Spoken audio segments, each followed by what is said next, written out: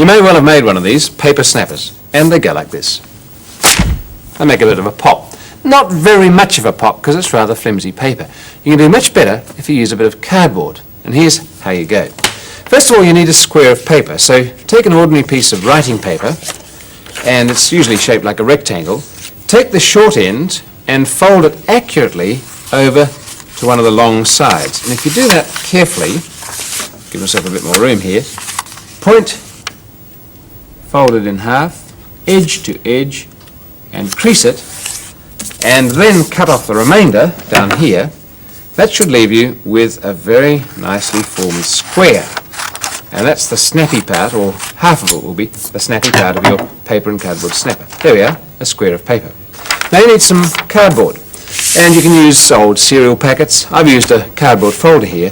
You put the paper on top of it and cut around there, you'll get a cardboard square of exactly the same size. In fact, this is what it will look like. There we are, a paper square, and underneath it a cardboard square of exactly the same size. Fold that cardboard square in half, do the same with a paper square, and in this case cut along the midline so that you get half a paper square.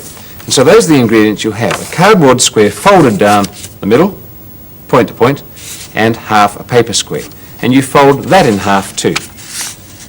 And when we've done that, it's just a matter of gluing the whole thing together. There we go.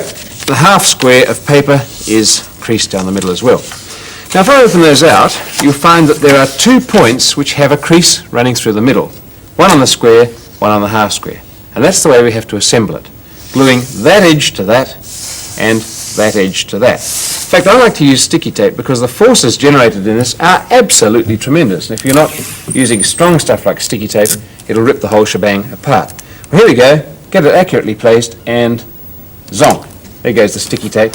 We've stuck that down. Now the crease means you can fold that one down there, this one down here, and again with the sticky tape, getting it accurately positioned. I'm rushing it a bit here, but put those 2 edges together as well and trim off any excess. And there's one thing left to do. I said those forces are terrific.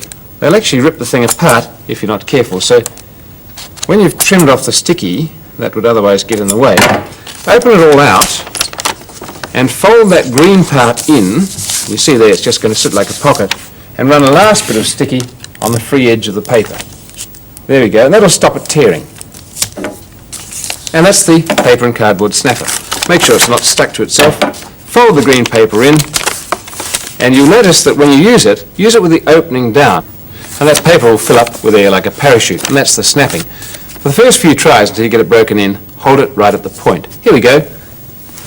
There we go. And if you make them very well, they'll make quite a decent noise.